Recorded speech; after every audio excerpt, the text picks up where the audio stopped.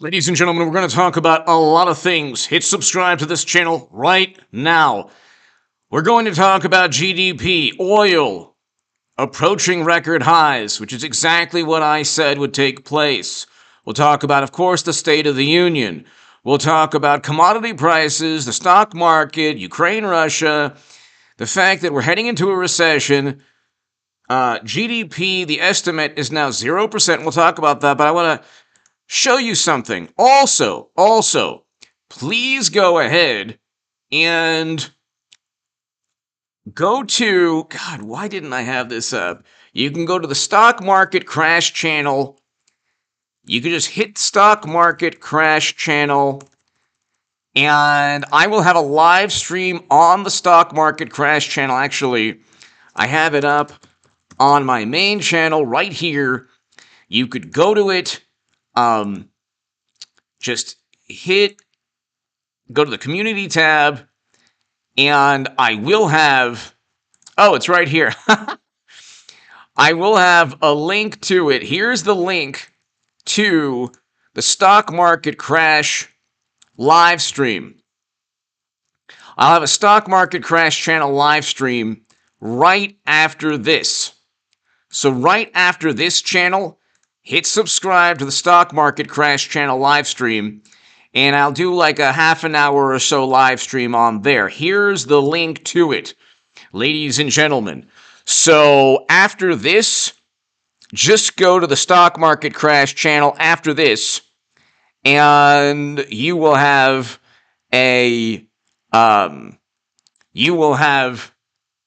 another live stream that you can go to. So ladies and gentlemen, thank you so very much to my super chat on this live stream. I can't do these without you. I won't be able to do the live stream on the stock market crash channel without you. So to my super chat, thank you so very, very much. Now, Biden, of course, is getting standing ovation and big applause. But remember Nancy Pelosi. Just watch this. Watch what she did. Watch how Democrats act when they're not in power. Really quickly, look at that. Ripping apart the State of the Union in front of the whole world. Imagine if Republicans did that right now. Imagine if Mitch McConnell or Kevin McCarthy did that. Just continuing to rip up the State of the Union. Okay? And he was honoring veterans and heroes during that State of the Union, and she ripped up the whole thing. So, I mean, you can look at it again really quickly. So, you can look at the way they act. Look at the way they act when they're not in power. Imagine if that happened now. We have the same obstacles and issues and, okay, ripping up the first draft, the second draft, second set of papers, third set. So that's how they act. That's how they act when they're not in power. The most petulant, malicious behavior. Now, we kicked Russian banks out of SWIFT, which is a payment processing and communication system, a global payment and processing communication system.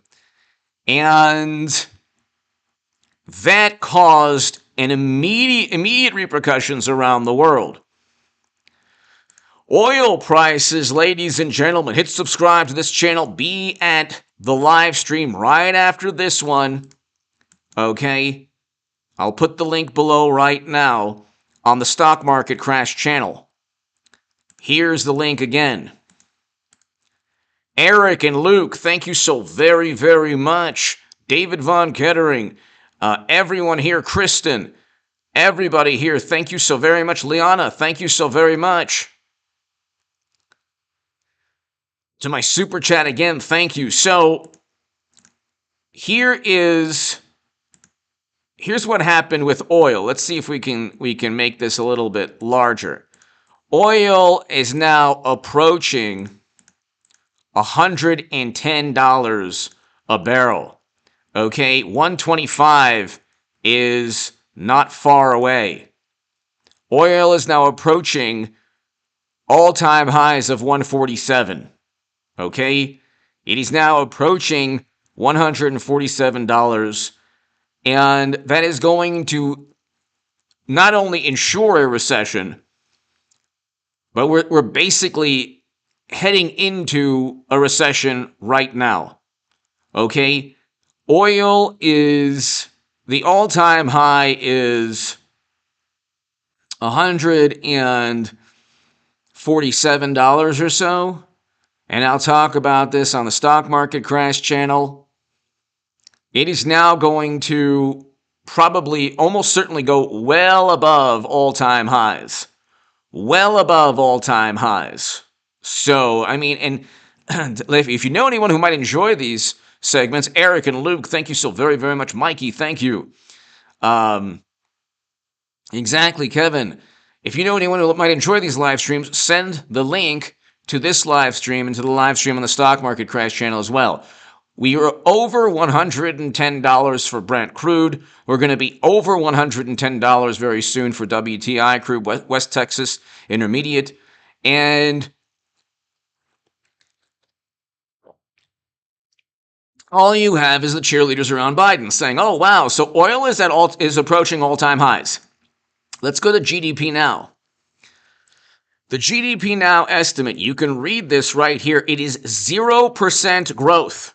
Okay? 0% growth in the first quarter. 0% growth. People, 0% growth.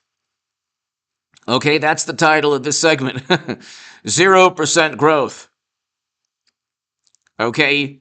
We are not only are we not growing, we're heading into a recession. We could possibly have negative. The first quarter of 2022 will be a negative, almost certainly either 0 or 0.5 or 6% or 1% or possibly negative growth. This is the Atlanta Fed GDP Now estimate. The GDP Now model estimate for real GDP growth in the first quarter is 0.0%. It's right there. Democrats have been in charge for about 2 years now. And they were basically in charge during Trump's last year in office, pushing to end the United States economy. This is, read the article I wrote in the Federalist. Read the article I wrote in the Federalist. And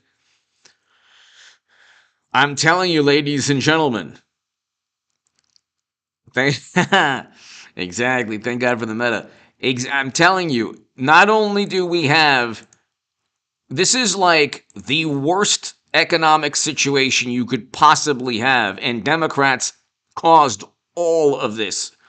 And the Never Trump Republicans. Had we listened to Trump, we'd be in a much better geopolitical and economic situation. It's terrible what Russia is doing, but NATO and the U.S. knew very well what would happen. And unfortunately, like the Ukrainian men and women are brave, noble, heroic. We have no right to use their country to fight Russia. We have no right to use another country to achieve our geopolitical interests. And what's taking place in Ukraine is a direct result. I mean, you saw it under President Obama. They took Crimea. You're seeing it under Biden's 2 consecutive Democrats in the Oval Office, and oh my God, Facebook ads that not one person saw. Anyone who says that Russia wanted Trump is a complete and utter imbecile. There is not one shred of evidence, Pointing to a Facebook ad is not evidence. You cannot prove that anyone looked at a Facebook ad and said, oh, I'm going to pick Trump over Clinton. The 2 choices were pretty stark in contrast. So we have 0%, but at least Trump is not tweeting. We have oil prices over $110 per barrel, but at least Trump is not tweeting. Then we have inflation that will be worse. Even CNN says that.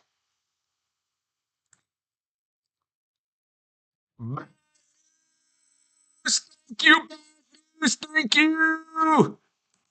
Luke St. Martin. Americans have a low opinion of Joe because they're Nancy. The nerve of this. Thank you. Thank you, Luke, for being an amazing moderator. Mikey, Barbie, Mikey, as promised to the good times with Goodman. Thank you, Mikey. Bad news, thank you. Luke St. Martin, thank you. Mikey, Barbie, thank you. Bad news, thank you as always. And thank you for being here from day one. Thank you for being here from day one, Bad news. As I beg for Super Chat, and Luke St. Martin and Eric, two amazing moderators. Thank you for being amazing moderators. Luke, I can't thank you enough, and I'm glad you enjoyed the barbecue yesterday.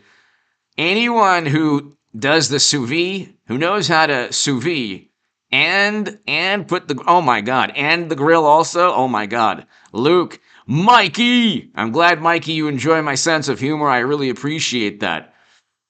Mikey and Luke and Bad News, I can't thank you enough. I hope everyone will be here for the live stream on the Stock Market Crash channel as well. Bad News, thank you so much for being here from day one. Means a lot to me. Inflation, oil prices, commodity. I haven't even gotten to commodity prices. GDP estimate is now 0. I haven't even gotten to commodity prices. Commodity prices surge. Okay? Oil and gas, but also aluminum. Wheat,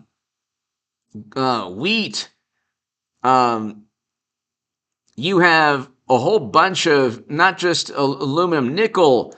So you have aluminum rose to a record high. Nickel has hit its highest level since May of 2011. Palladium, used in catalytic converters for cars, are trading more than 5% higher. Highest level since August. Wheat, okay? Everything is up. You can look at the commodity prices here. We'll just see Nancy again. Luke, thank you. Bad News, thank you. Mikey, thank you. Look at that. I mean, it's unbelievable. That's how they react. So you imagine. They're so patriotic and loyal and reverent. The reverence is unbelievable when they're right now with mashed potato brains. But when it was Trump, oh my God. Oh my God. When it was Trump, oh my God. But here, let's look at commodity prices. Okay, so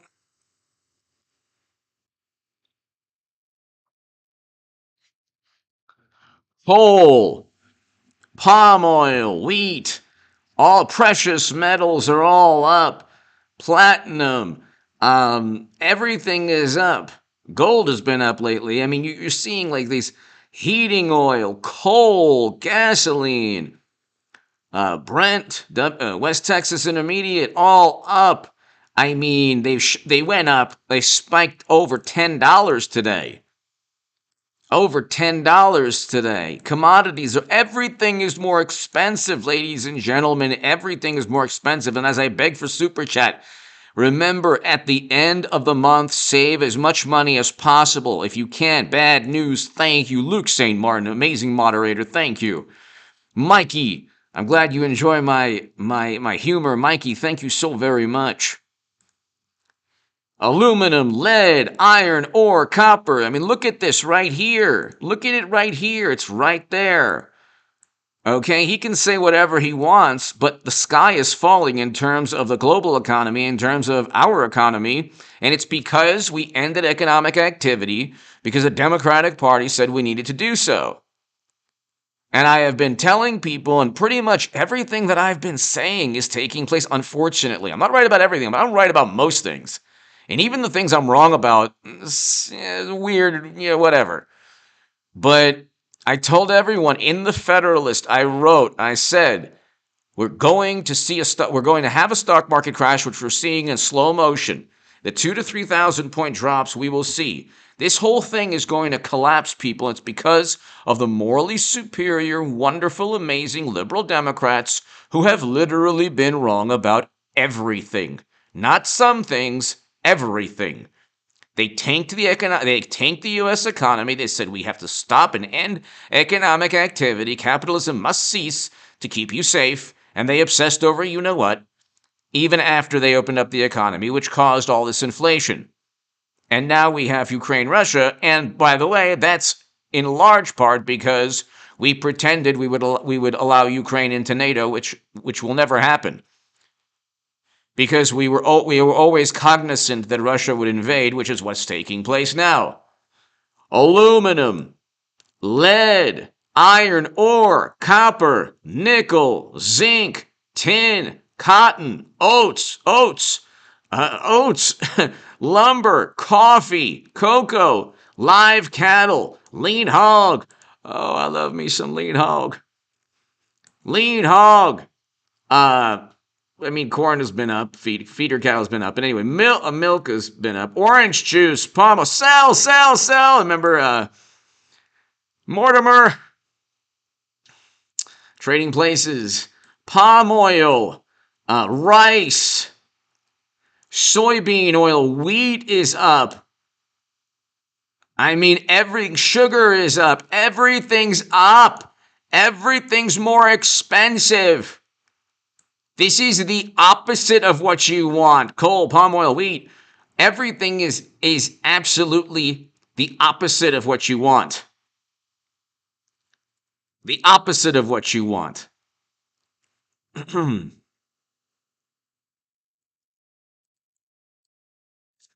And it's like we are in a situation where the opposite, Senate GOP offers bill to ban U.S. purchase of Russian oil. Guess who'll veto that? Biden. Because at the end of the day, they don't want to get off. They know they can't. They know that they can't possibly move from fossil fuels to renewables. And this is pretty much showing the world that everything the climate activists stated would take place, the opposite is taking place. Or you focus on protecting the Tony, hello. Lori, hello. You focus on protecting the planet. You focus on protecting the planet, and the opposite takes place. Now, Ukraine is getting worse. The swift sanctions. Here we have Biden. It's like, you know what? He's everything the man saying. I heard a little bit of it. Everything he is saying is pretty much like the opposite is taking place. They're outside Kiev now. They're in Kiev now. Russian convoy approaches Kiev as fears all outside. Nobody has stopped the convoy. It's like a 40-mile long convoy. They don't have air superiority. In the first Gulf War, there was an Iraqi convoy that it didn't work out very well at all. But this is all happening under Biden's watch. This is all happening under mashed potato brains' watch. You have to understand something. They are turning this catastrophic loss, 0% GDP growth, inflation that's rampant and runaway, oil prices approaching record highs, commodity prices approaching or past record highs, 0% GDP growth, recession imminent. So it's not like I'm making things up and it's just doom and gloom. Like, this is reality. And I've been telling people this for a long time. And I wrote about this in the Federalist. And I started the Stock Market Crash channel, and there's going to be a live stream right after this. My first live stream ever on that channel. But it's going to get worse, and it's not my style. And everybody knows, bad news, you've been here since day one. And Luke and Eric and JG and everybody here, David Von Kettering and Mikey, you all know it's not my style to say that things will get worse and worse and worse, because I don't usually talk like that. For 5 years on YouTube, I've said, you know what, hopefully, eventually we'll get justice. Eventually this will happen. Eventually, I'm usually positive. I'm usually more positive than the average pundit. And it took me about a year into mashed potato brains' presidency to realize that nothing's going to get better. We will survive as a country, thank God. God bless America. God bless the people of Ukraine. And God bless, like, everybody here who's a student, whether you're a Russian student or Ukrainian student, or it doesn't matter where you are. God bless you. Don't listen to Democrats who basically know very well they would never touch imports of oil. They would never touch imports of oil from Russia because they don't want they don't want gas prices to increase exponentially, which is what's going to happen anyway. And they didn't kick every Russian bank, but only a number of Russian banks off of SWIFT, and already the whole thing, that was a counterproductive thing to begin with. But I'm telling you, it's going to get worse. We're going to eventually survive the mashed potato brain years. The country will survive. Will we be the superpower we once were? No. Okay, we will not be. Unfortunately, we will not be the superpower. Militarily, yes. But North Korea has a good military. Iran has a good military. So, militarily, yes, we will still be a global power. Economically, probably in 20 years for sure, China and India will pass us easily. Easily in 20 years. Easily.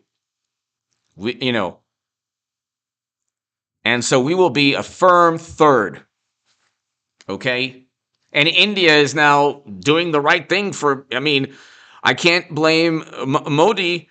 He's doing the right thing for his country. He is basically kind of staying out of it and even siding in a way with Russia. He's doing the right thing for his country. I can't blame him. You have the second largest country in the world. Can't blame him. So, and it's like, it's only going to get worse. Could we have still a greater nuclear confrontation? I told everyone, watch the nuclear war prediction playlist. Unfortunately, I said we're going to have a nuclear confrontation. Then 3 weeks to a month later, Putin elevated his readiness. And by the way, we did also. Almost certainly. They're lying about that. How is it possible to have nuclear subs patrolling the Pacific and the Atlantic and not to have their readiness at a higher level after Russia elevated its alert status? How is that possible? How is that possible? How is that possible that we didn't alert our readiness as well? Bad news, Luke, Mikey. How is that possible that we didn't alert our readiness? If the number one nuclear rival in the world is Russia still, it is still, I will break you, I must break you. It is still Rocky versus Drago in terms of here. This is still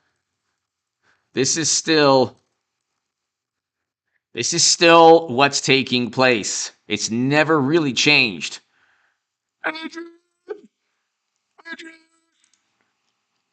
This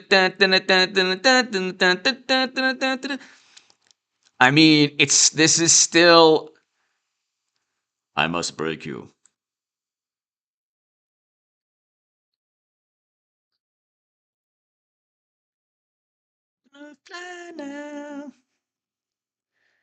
This is still what's taking place. It hasn't changed. It has not changed. So don't tell me that we didn't increase our alertness, at least, if not to DEFCON 4 or 3, 3.5. Maybe there's a 3.5. I don't know. There probably is. We are still at this point right now. Okay? Real News Headquarters! Yep. Real News Headquarters, thank you. Real News Headquarters, thank you. Bad News, Mikey, Luke, thank you so very much. So, I mean, it's only going to get worse. And like I said, I mean, this is not like, it's not going well. It's not going well. This is not a good thing. Residents of Kiev brace for battle of Ukraine's cap. Okay, NATO is doing nothing militarily. If you listen to MSNBC and CNN and all of Hollywood, Twitter, and the intelligentsia, the foreign policy experts, the liberal Democrats who also happen to be foreign policy experts, generally you will get that Russia is a catastrophic, cataclysmic defeat. Putin is just going to be deposed, and, Ukraine is fighting on behalf of Western interests. It's like, first of all, God bless the men and women of Ukraine. They shouldn't be put in a situation where Democratic politicians or never Trump Republicans say, oh, yes, we're going to fight them there so we don't have to fight them here. It's like, no, they weren't born to ensure that, they could oppose Putin on our behalf. We put them in that situation with the belief that one day they could join NATO, which we had no intention ever of allowing. Stephen Parton, thank you, Stephen. Stephen Parton, thank you.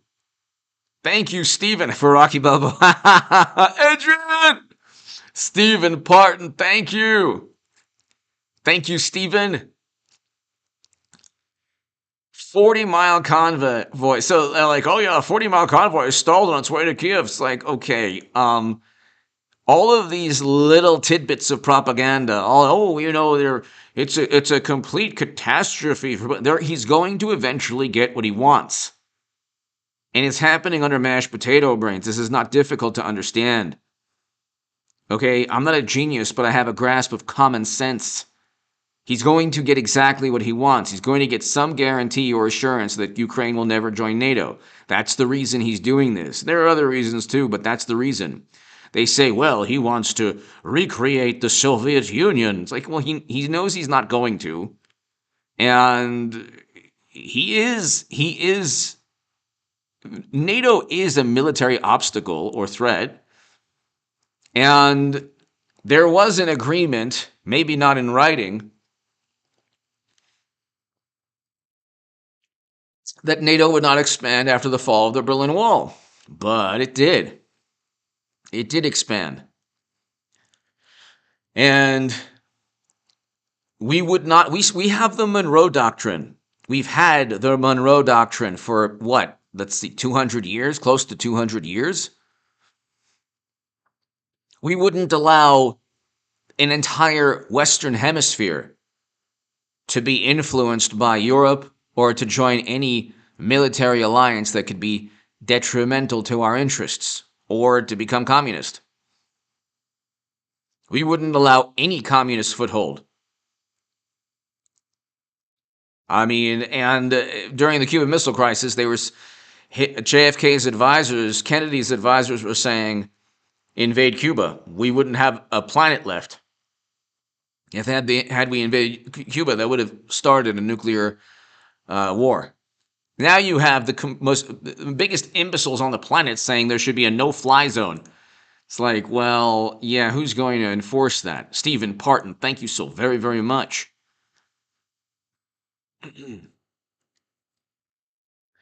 So it's like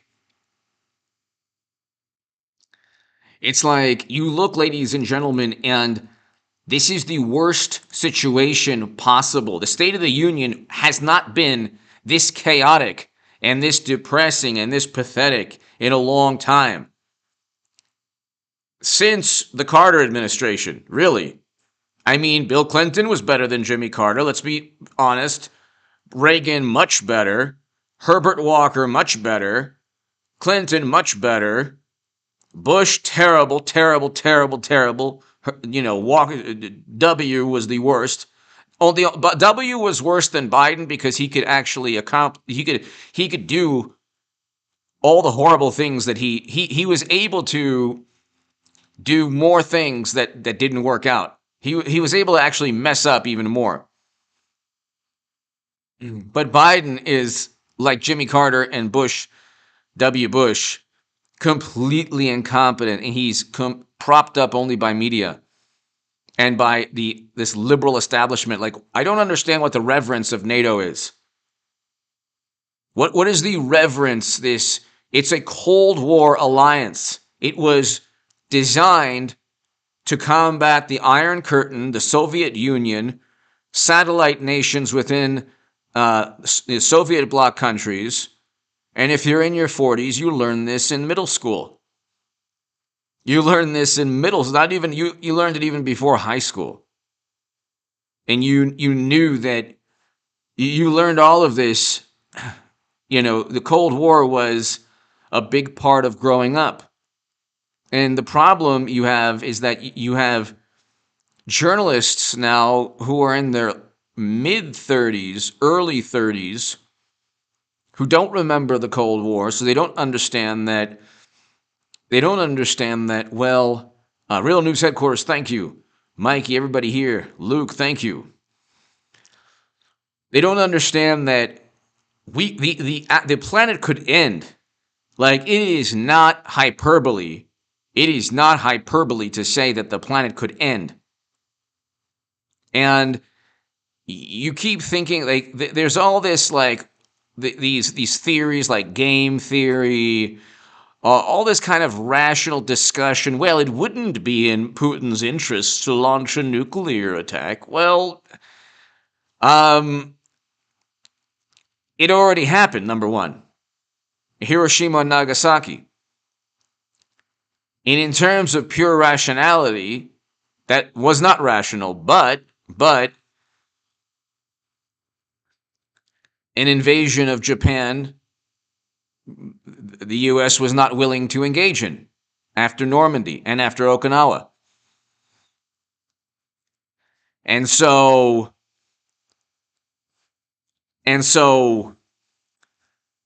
after all the other islands in the South Pacific, where there were heavy casualties. So, and there were some nefarious reasons also. So, I mean, human beings are not rational. This is not rational. Nothing here is logical. We knew that Russia would invade Ukraine.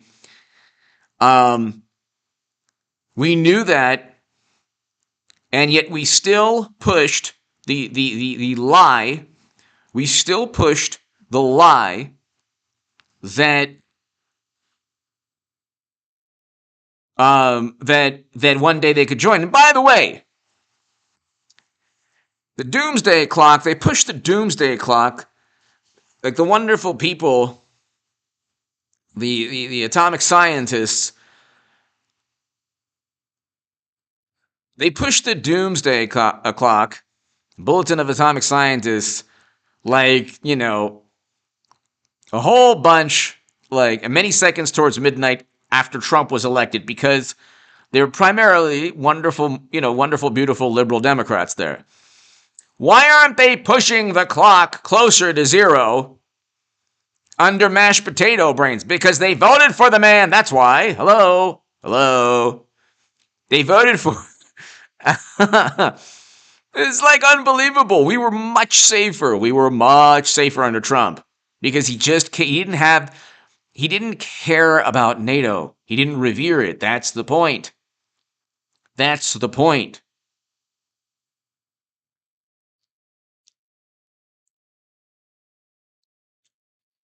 And hold on, let's see. The Doomsday Clock is 100 seconds to midnight. So I just love how I think they pushed it a little bit closer to midnight, but it's like midnight being the end of the world. It's like, no, it should at least be 20 seconds or about 40 seconds to midnight. See, you have to understand something.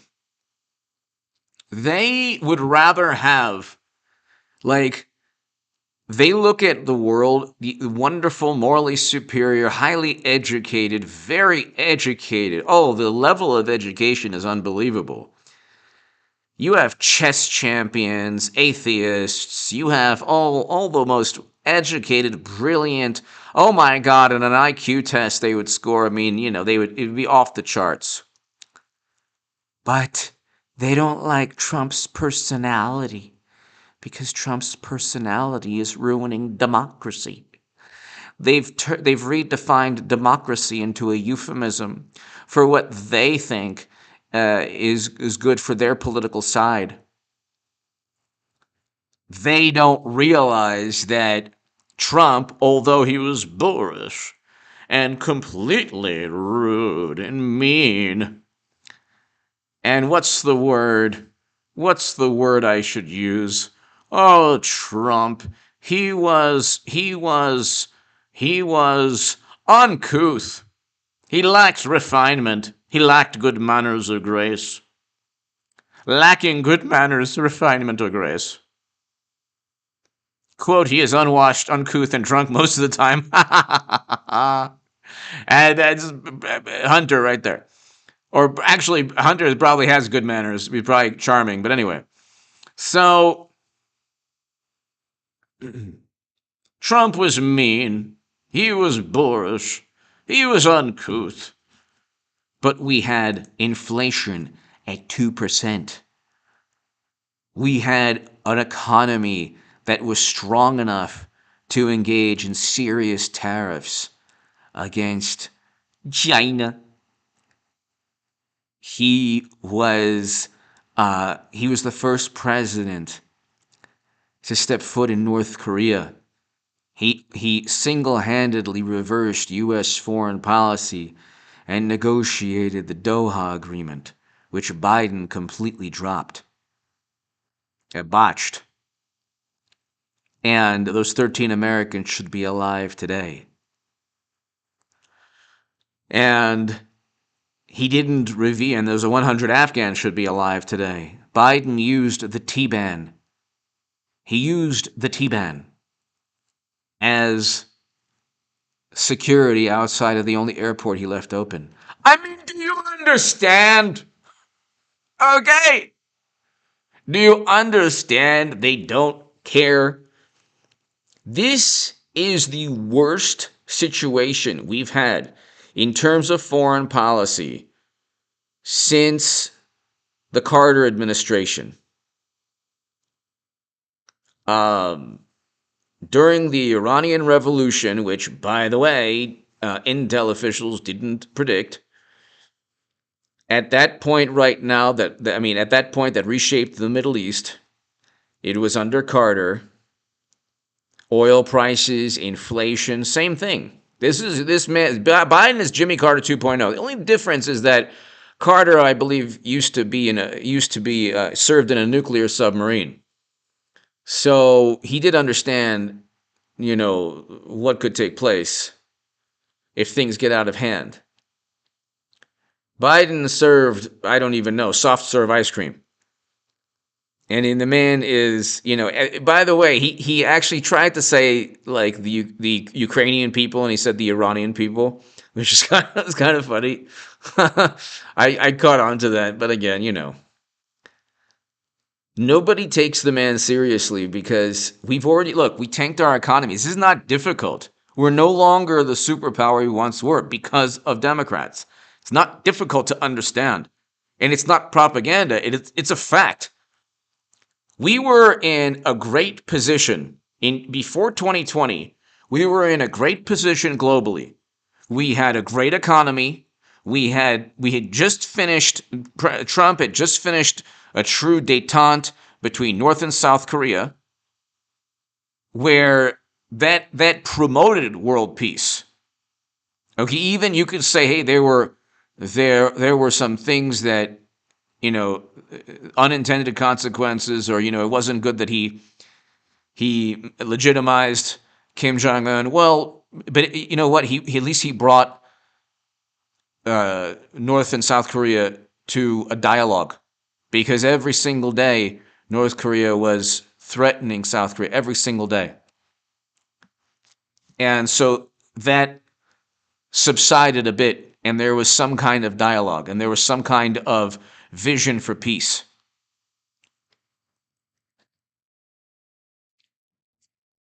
President Moon Jae-in of South Korea stated that Trump deserved the Nobel Peace Prize, but Nancy Pelosi still ripped up his State of the Union. Okay, so so Trump, his personality. Okay, the man's personality. He is not diplomatic. Okay, he's not diplomatic. So because he's not diplomatic, they don't like him. Okay, he doesn't play the game. He doesn't embrace. He doesn't embrace their rear ends. Trump doesn't embrace anyone's rear end. That's why they don't like him. He doesn't embrace NATO's rear end. Why you need NATO when the U.S. is really the country that runs NATO, I don't know, other than to legitimize failed foreign policy. So you go into Libya, destroy the country, but you do so from the vantage point of, oh, well, it was a NATO intervention. It wasn't a U.S. intervention. Well, yes, it was. We just used the regional alliance. That was a Cold War alliance. Look, we needed NATO during the Cold War. Yes, we did. Yes, we did. Here, we can look. Here, we can look. Here.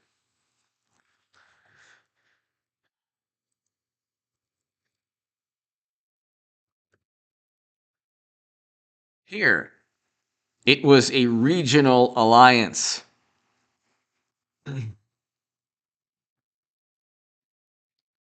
The Warsaw Pact, um, we had to oppose the Warsaw Pact. Here, right here.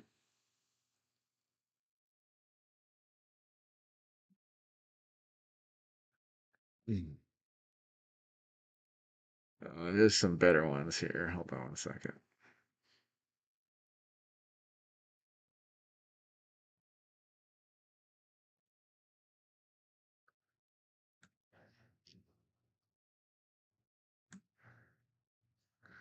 All right, so here was NATO versus the Warsaw Pact. Okay? And you had this type of bipolarity. It was a bipolar world. You had the US versus the USSR. Okay, they had satellite countries, and there was the Iron Curtain versus Western Europe, and you needed NATO because you didn't want Russia to invade West Germany. You had to protect West Germany, and the UK and France, didn't want the Soviets. The Soviets could overrun. They had enough military might to overrun Europe in a land war easily. So you needed the deterrence of the US, nuclear weapons, NATO. You needed all of those countries to battle the might of the Soviet Union at that time. Otherwise, the Soviets could have very well invaded West Germany. But we don't have West Germany now, because the Cold War is over. All right? And, I mean, Ukraine isn't even on this map here. It's just Soviet Union. So, Neither are the Baltic countries or the other countries within, that gained independence or are separate countries now. But I mean, the thing is, you had this world. This was a world. Oh, Lord.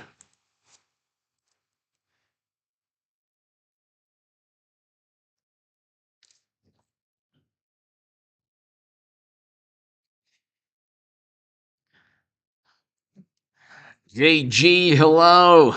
Haha. JG, hello. Thank you for doing what was probably, a really annoying thing to do. JG, hello. But this was NATO versus the Warsaw Pact. So did we need NATO at one point? Yeah. I don't know what the reverence of NATO. There are all these sacred cows, but we have a situation now where Kiev is about to be taken over by Russian forces. And when they occupy, it's not going to be good for them. Any occupation is going to be terrible. For any occupying force, it's just terrible.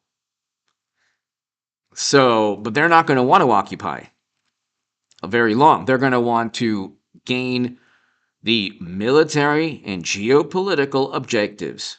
See, Putin has clearly defined geopolitical objectives. We do not. We have no, mashed potato brains Biden has no vision. Trump had a vision. Yes, he did. President Obama had a vision. Clinton had a vision. Biden has no vision. He's no vision. He doesn't know what he wants to do. We have no clue what we're going to do if President Zelensky in Ukraine does what's best and says, look, let's negotiate. We'll give you these guarantees that we won't join NATO, but you have to guarantee some other. But see, the thing is, they don't have leverage now. President Zelensky in Ukraine they don't have the leverage they once had. The most leverage they could have had was before all of this took place. Guess who didn't want negotiations? Biden, NATO. There were almost certainly reasons why Zelensky couldn't say, okay, let's have a meeting with Putin. Honestly, should have done that, before this invasion. But there were probably reasons he couldn't. But see, again, the way they look at it, the way these ideologues look at it, these brainwashed, always wrong, never right ideologues, is that on the left. And on the right, too. I mean, you have the biggest imbeciles who are Republicans saying, oh, yeah, no-fly zones. Well, who's going to enforce that, genius? Highway to the danger zone.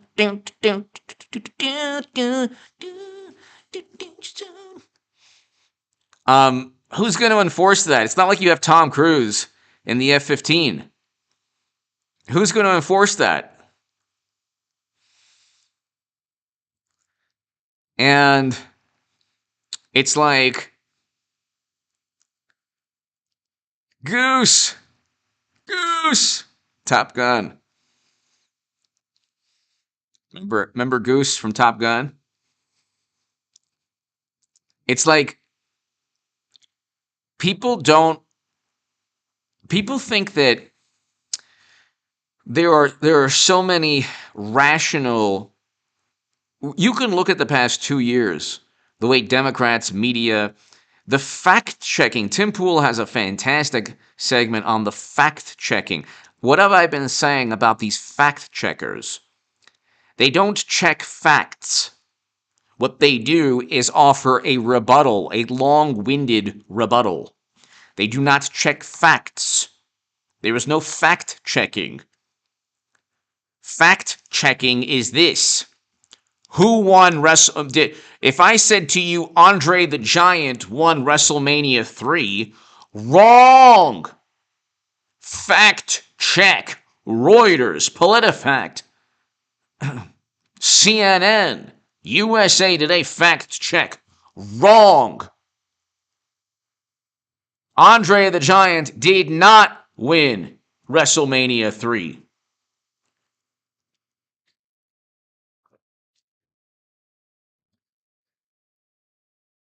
Hulk Hogan won WrestleMania 3. And a fact check. And a fact check. That's it. You don't say mostly right, mostly wrong. That is not a fact check.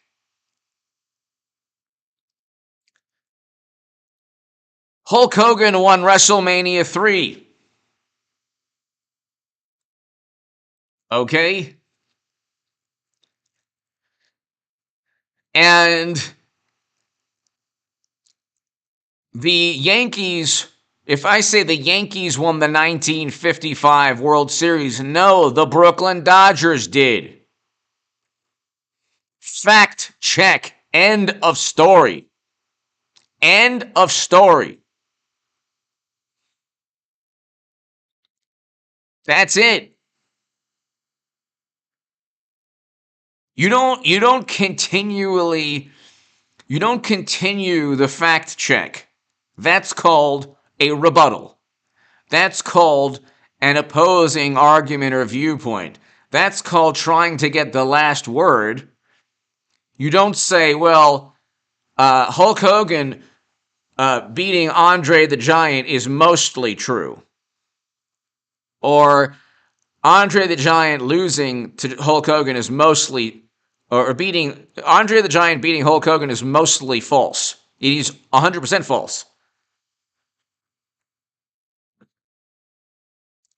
I love the great, marvelous Marvin Hagler. And I love Sugar Ray Leonard.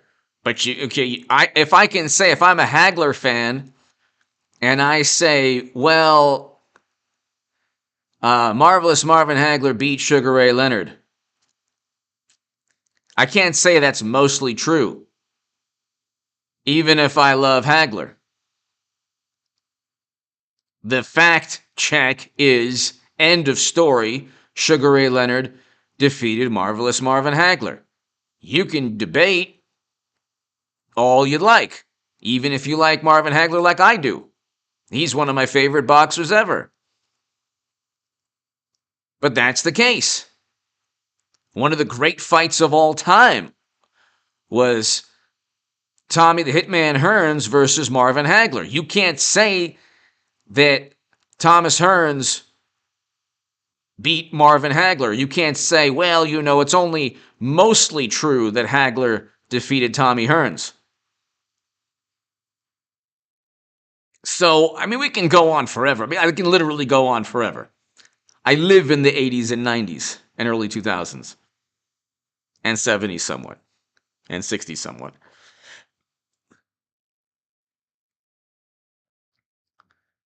You could do the same thing always, okay? With anything. I can't say mostly true, half true, 4 Pinocchios, 3.75 Pinocchios. Just because you're giving me your opinion on something doesn't mean it's a fact check. That's not a fact check, it's an opinion.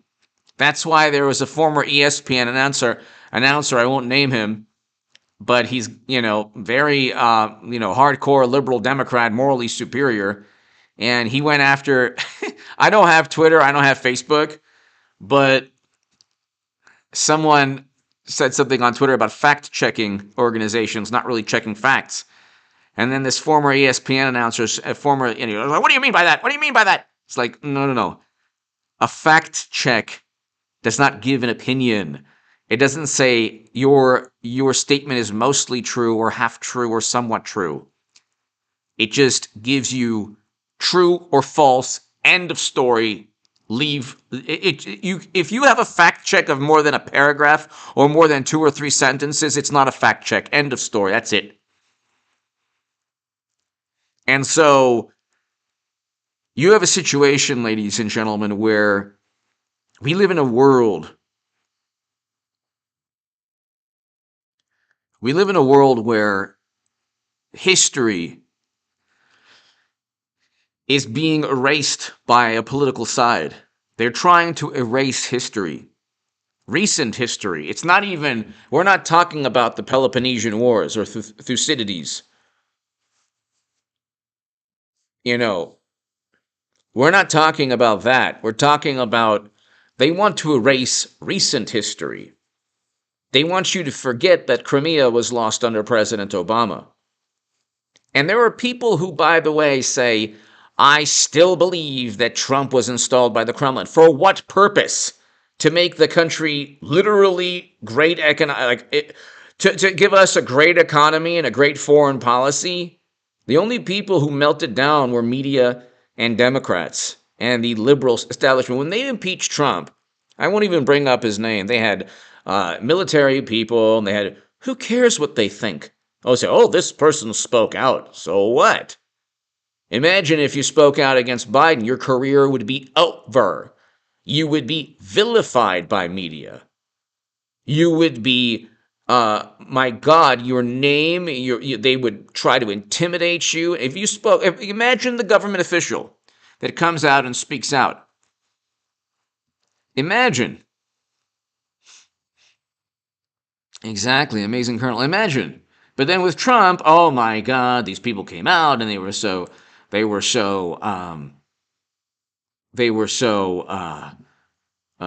heroic and brave, and they said that they think that, and it's, do you realize what's taking place now?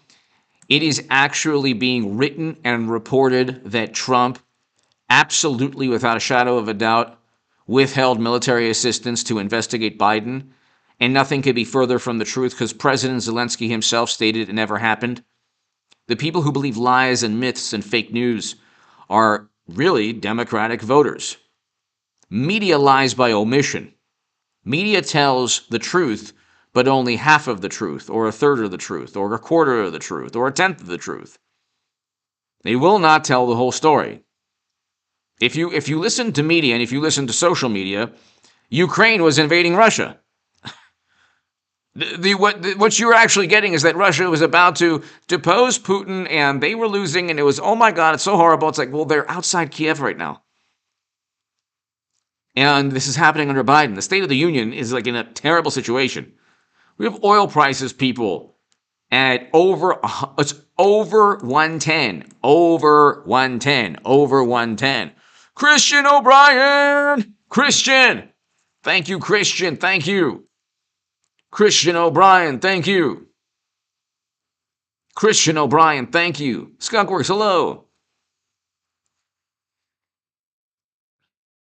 Exactly, it's projection. But, I mean, we are already into a recession. When you have oil at over 110 going to 125, and you see, we didn't have inflation in 2014 the way we have it now. We didn't have all-time highs in the market. We didn't have a derivatives nightmare. Okay, we didn't have $10 trillion pumped into the economy, which also inflated the bond market and the housing market. There are 3 asset classes that Jeremy Grantham talks about that are about to tank.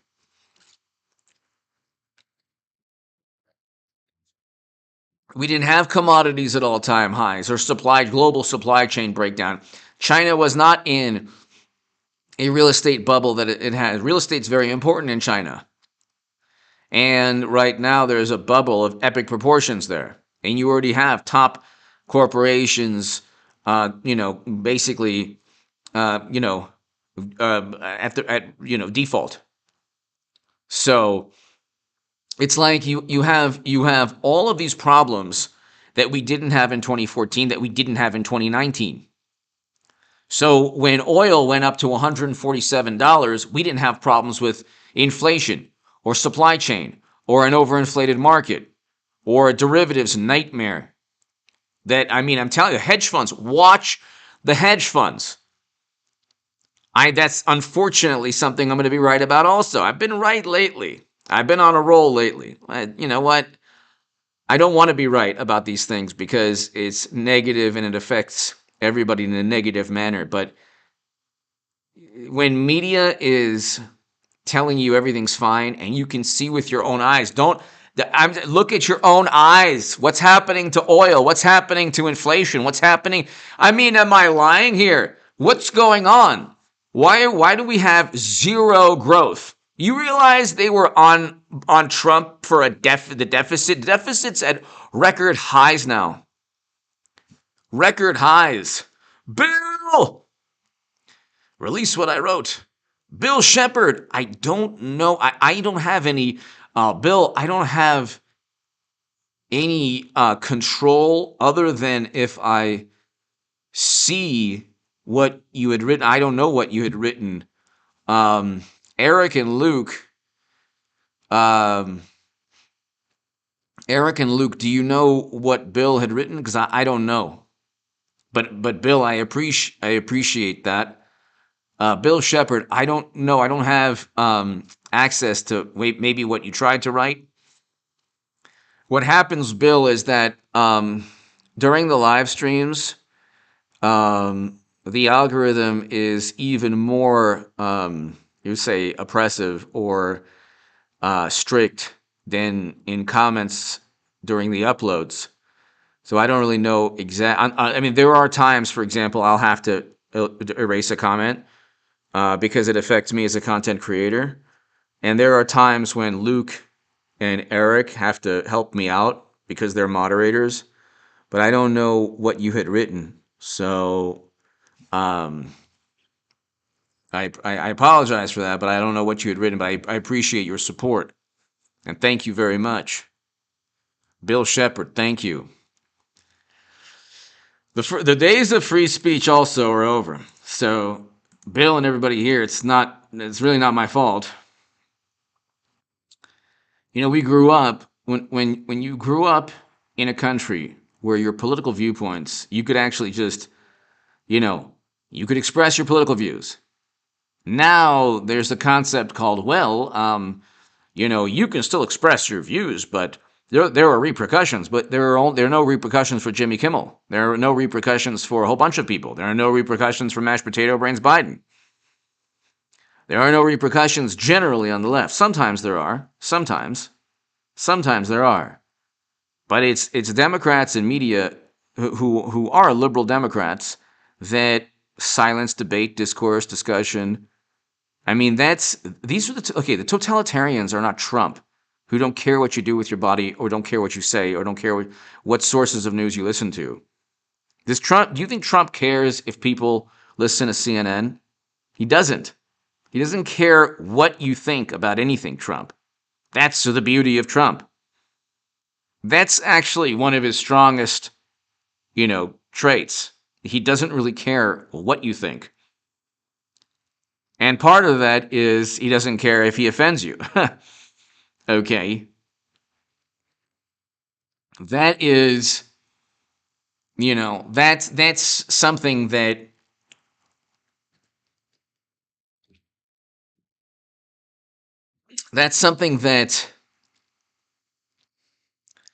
exactly, Eric. Yeah, exactly. YouTube won't let you post links, so Trump basically just fights back all the time because they're constantly going after him. The establishment is what caused all these problems. We have 0% growth because we ended economic activity, because unelected officials said we should do so. That's the reason we have 0% growth. That's the reason we have inflation. We pumped $10 trillion, and I spoke about this and I predicted this in my Federalist article. $10 trillion into the economy. $10 trillion through fiscal and monetary stimulus. That caused inflation to spike because it caused demand to skyrocket. And I remember 2 years ago, and I was saying on live streams, I can't believe this is taking place. I cannot believe this is taking place. I couldn't believe it. I couldn't believe it. Bill, thank you. I couldn't believe it. And then they focused on, then you have Biden focusing on decarbonizing the economy at a time when fossil fuels were at record highs. At a time when oil and gas, at a time when oil and, thank you, Bill, at a time when oil and gas are the reason,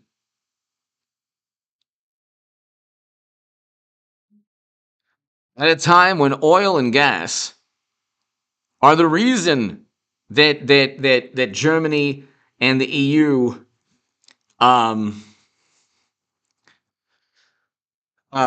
the reason that Germany and the EU are so beholden to Russia. And Trump was right about that here.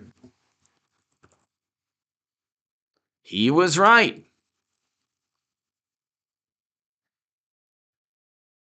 He was right.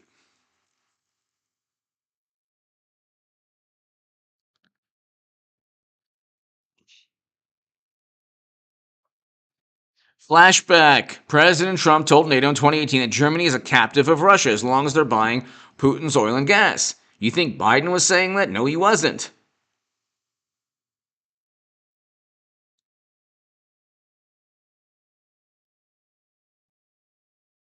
No, he wasn't. Biden wasn't. Trump was right. He was right about that. He was right about that. And it's like they would really rather be right. Oh no, the establishment would rather be wrong than actually admit that Trump was actually right. They would rather be wrong. They would rather be wrong, and it's like they don't care about um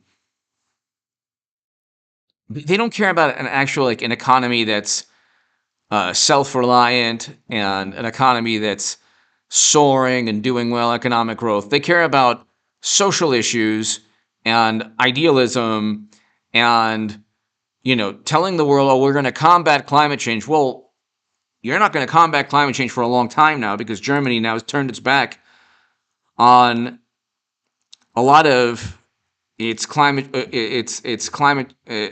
activism, let's say. They're now focused on oil and gas, and they're increasing military spending, which is not really what the EU is all about. Nostra Trumpas. I'm lurking. Hello.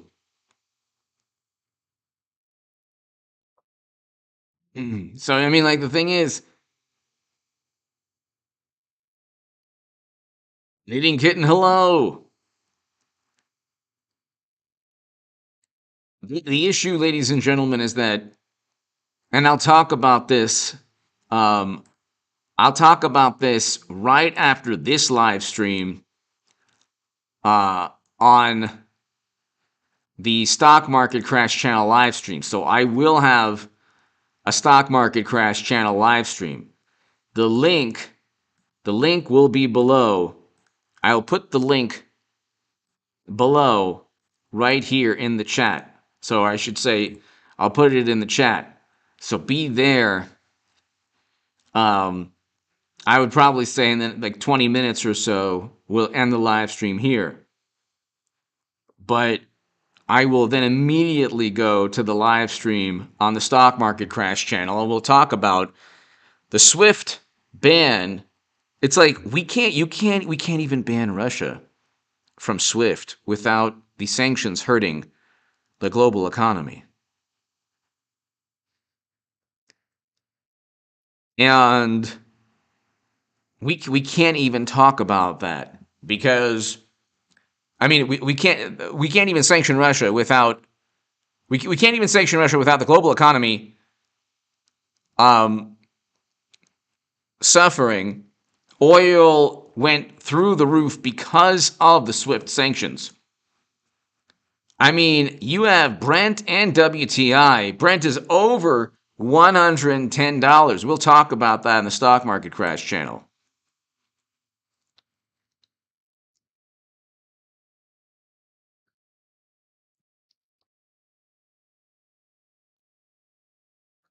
And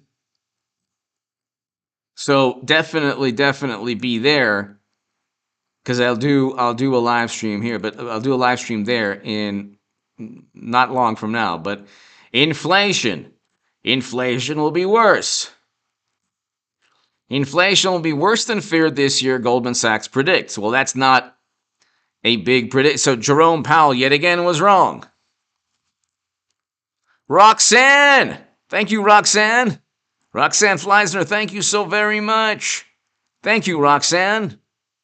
I appreciate that. Inflation's going to be worse than expected. So if it goes above 7.5%, imagine if it goes above 7.5%. Imagine it going above 7.5 to 10% inflation. Imagine 12, 13, 14% inflation with oil prices at $147, $150. Imagine that. Imagine all of that. Imagine inflation, commodity prices at all-time highs, and Putin achieving exactly what he wants. Oh, and by the way, the Dow, that's going to be below 30,000 pretty soon. It won't take much for it to get below 30,000. Once it gets below 30,000, like I said, it's going to get towards 20,000. Will almost certainly reach 20,000.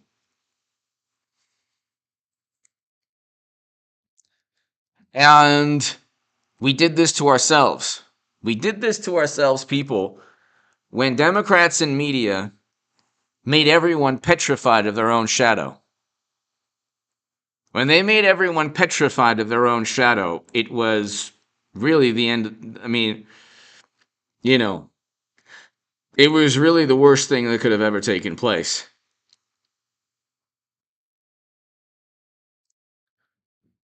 But, I mean, look, when you have Kiev being encircled,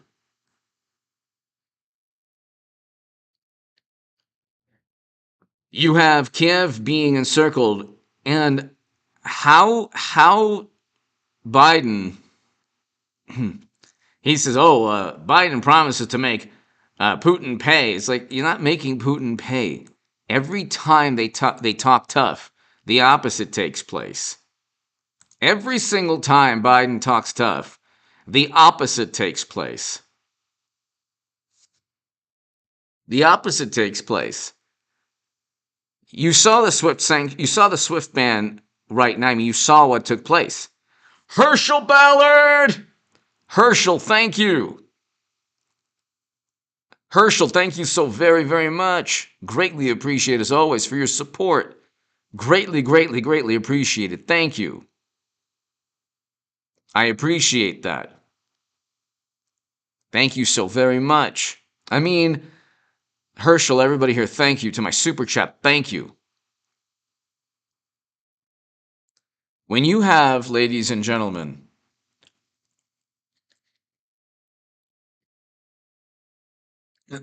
when you have a situation where you're being led not only by your elected officials, but by media.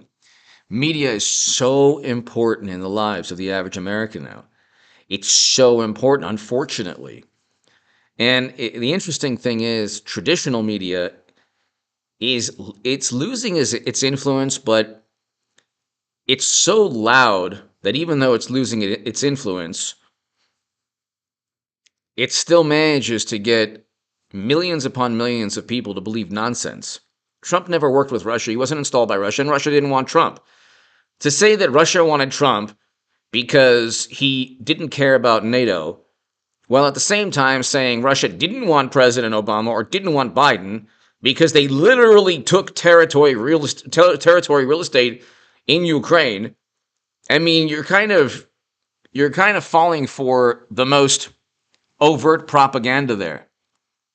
You would think that any leader like Putin or any country that wanted to achieve military objectives would want Biden or President Obama. Ukraine lost Crimea under President Obama. And Ukraine is about to lose Kiev. I mean, what happens? How are they going to negotiate right now if there are Russian soldiers occupying Kiev? I don't think people realize. I mean, that's like the worst thing. That's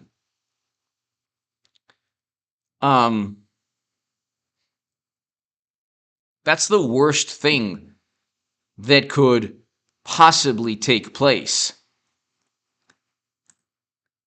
Let's see if people are even talking about this.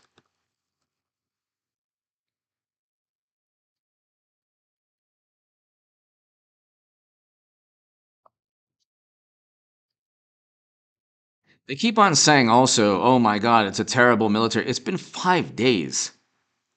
Like, it's been 5 days. What do you expect? It's been 5 days. Like, this isn't like the end of the world. It's been 5 days. It's not the end of the world for Russia.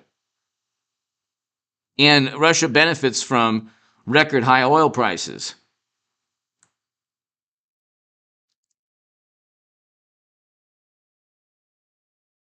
And they've already entered Ukrainian capital. So it's like they've already entered days ago.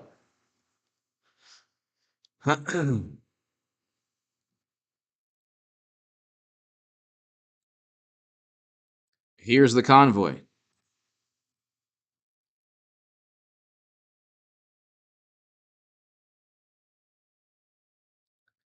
It's interesting how, you know,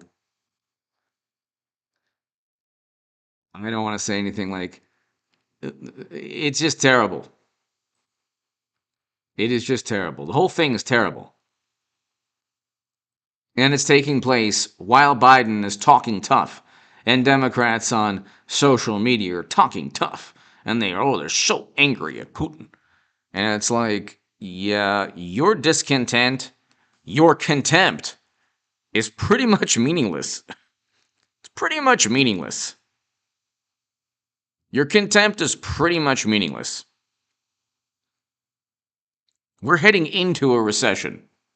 Okay, with 0% GDP growth. We're heading into a recession.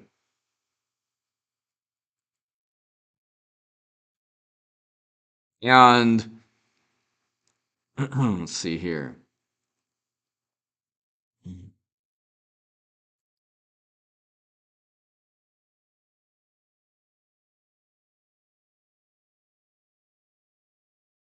You know, you have a situation where they don't have to take over the whole country.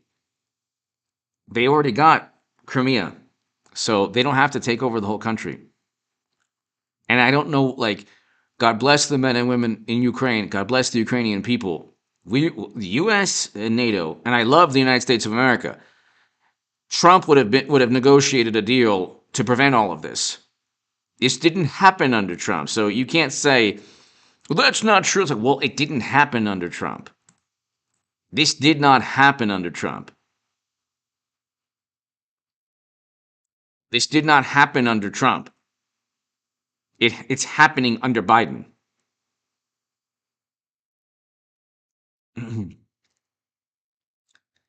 And what social media was able to do is convince people that if they put little shows of support on their Twitter profile, and I don't have Twitter, H.A. Goodman does not have Twitter, does not have Facebook. If they showed how much they disliked Putin, that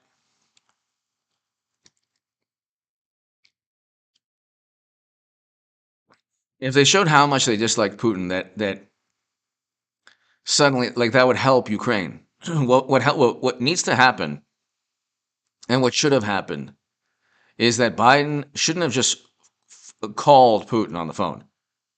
He shouldn't have just called Putin on the phone. When Biden calls anyone, terrible things happen.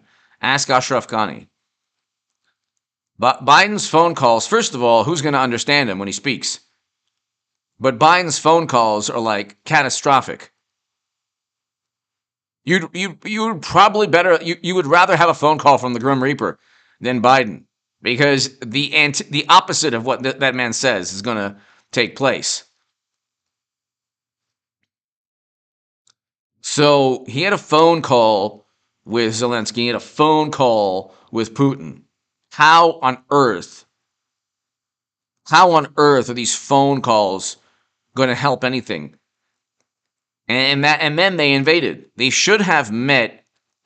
They should have met. He should have met with Putin, Biden, immediately. Even if he met with him, months back, he should have met with Putin immediately at some neutral location, or in Belarus, whatever, or in Moscow.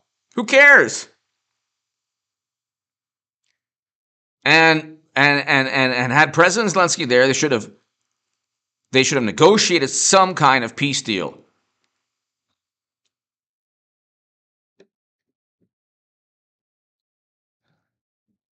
But that didn't happen, unfortunately. So now we have this.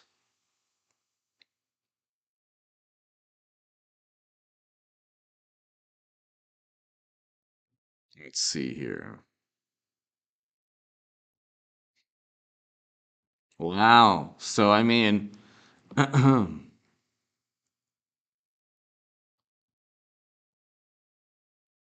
so that does not look good. That does not look good. Let's read this. Why has Putin invaded Ukraine? And what does Putin want? NATO. He doesn't want.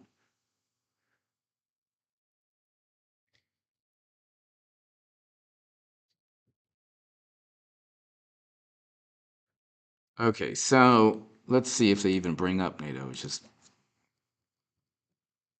there. Russia has long resisted Ukraine's move towards the European Union. They don't care about the European Union. The main thing is the NATO. Is a defensive? It's defensive. It's a defensive military alliance. No, it's pretty offensive in Libya. Pretty offensive now. It's a defensive military alliance. So,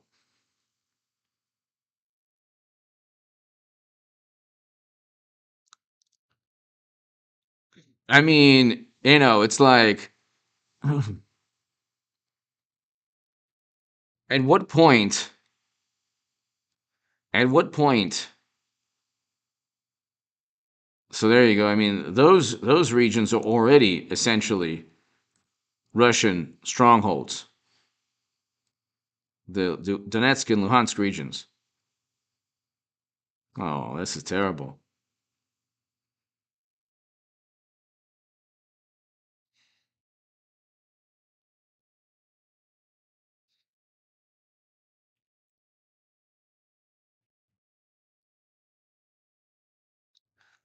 So it's just interesting how there's no emphasis on.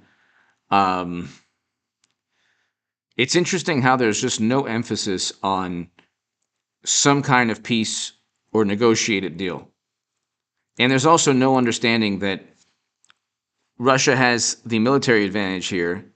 And it's not like you can dislike or you can show as much contempt as you want for their leader. But the reality is that they have leverage now. So what is the end game? The end game is that he gets what he wants. The whole reason he went in to Ukraine is to prevent Ukraine from becoming part of NATO. Why NATO simply didn't just say, okay, you know what? We will, to avert this crisis, we will make a firm commitment not to allow Ukraine in. Now, people listening to this on the left or the wonderful liberal ideologues in foreign policy might say, oh, well, or the conservative ideologues say, oh, that doesn't make any sense. They're a sovereign country. Well, then why did Biden force out a prosecutor? I thought they were a sovereign country. Do sovereign countries allow others to force out prosecutors? Of course not.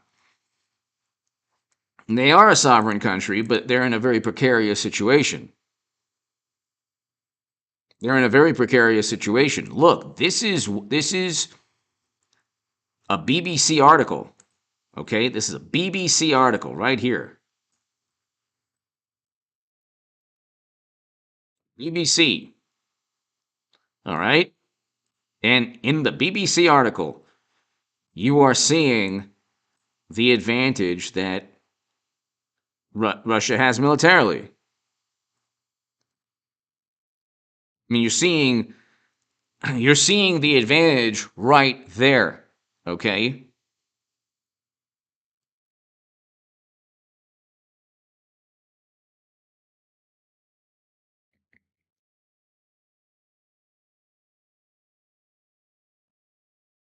There's not. It's not like social.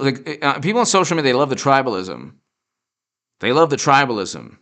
So even BBC is showing maps that show, okay, it's not looking good at all.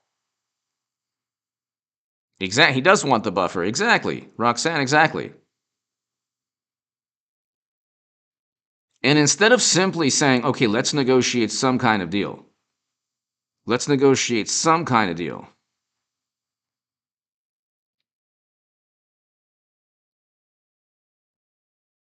Um,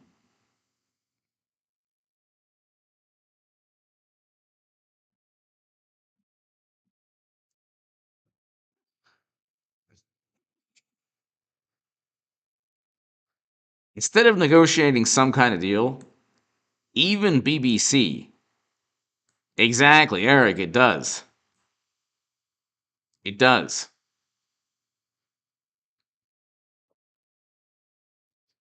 Like, removing vodka from shelves does nothing. Removing vodka from shelves. Like, think about that for a second. Think about that. They're saying to remove. They are there are what? I think Canada was removing vodka from shelves. Like, how on earth does that help anything? How on earth does that help anything? It doesn't help the situation at all. And you see what's taking place, and it's taking place under Biden's watch. It is only a matter of time before, and this is what's going to unfortunately take place. Putin is going to get exactly what he wants. Russia will get exactly what it wants in terms of, there's a certain point where the longer this goes, the worse it is for Russia, but it also isn't going to be good for Ukraine. Ah, JG. And I say, God bless the people of Ukraine.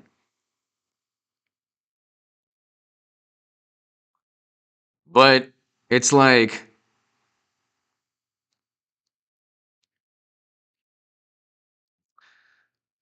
I don't know.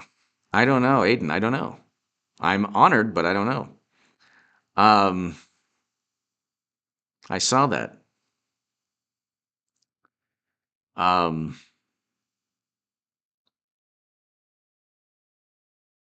God bless the people of Ukraine. They deserve better than being like, if you're an ally of the US and you don't have nukes or a big army or a big economy, not a good situation. Being an ally of the US is a very precarious situation. It always has been, but definitely now.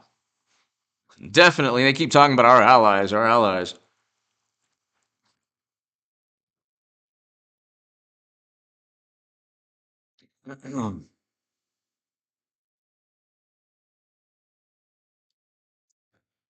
um,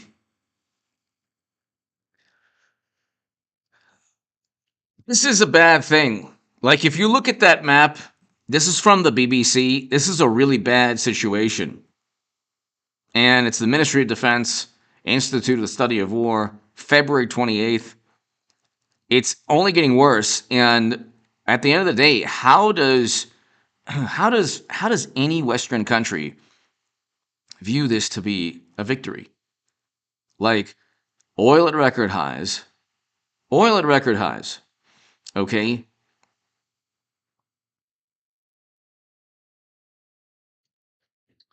maybe Aiden, maybe that it was recent though. Um, I mean, it's somewhat recent. So someone notified me of that about a year ago. I don't know.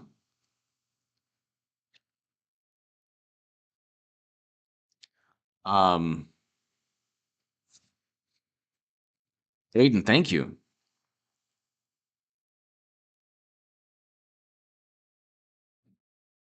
Ladies and gentlemen, let's go ahead right now. Let me go ahead and we're going to talk about the SWIFT ban, and we're going to talk about oil. We're going to talk about a whole bunch of things. Basically, how all the sanctions were completely and utterly counterproductive. So go right now, and I will have a live stream again tonight at around 10:30, 11 p.m. Pacific on this channel. So be here. Exactly, Aiden, exactly. So, or maybe, and you're right, maybe it was 2017 or so. But I don't know. I think the account might have been like his YouTube channel. Maybe somebody has a YouTube channel. I'm not sure. Um, Ladies and gentlemen, go ahead right now. Here's the link. Hit subscribe, or actually join me in about 5 minutes. Less than that. In about 5 minutes. Tammy, everybody here. Eric, Luke, if you want to be there, that'd be fantastic.